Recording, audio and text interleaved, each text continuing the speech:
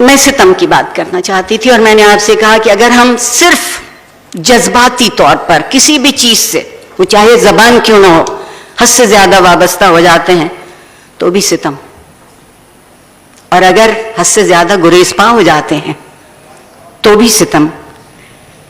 اس لیے کہ اگر فکر کی بنیاد جذباتیت ہے تو فکر کے امکان کم سے کم تر ہوتے جاتے ہیں. عجیب بات ہے، جذباتیت انسان کے لیے دیواریں کھڑی کرتی ہے،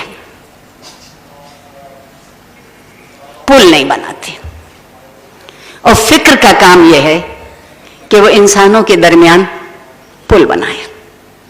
اختلاف کا مطلب نہ اجنبیت ہے نہ دشمنی.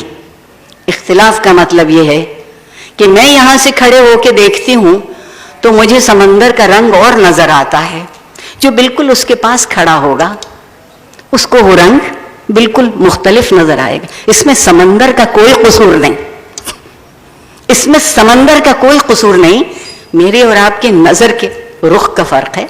اور اگر اس رخ کو صحیح کر لیں تو کیا حرج ہو سکتا ہے ہمیں ایک سا سمندر نظر آنے لگے. فکر کے امکان کو کم سے کم تر کرنے کے لیے ہم جذباتیت کا سہارا لیتے ہیں. آپ دیکھیے ہم سے جتنے لوگ مجھے اور آپ کو انتہائی نیک مسلمان بنانے پر مصر ہیں اور اتقاء اور پرہیزگاری کی تعریف کرتے نہیں تھکتے، وہ بھی صرف جذباتی سطح پر.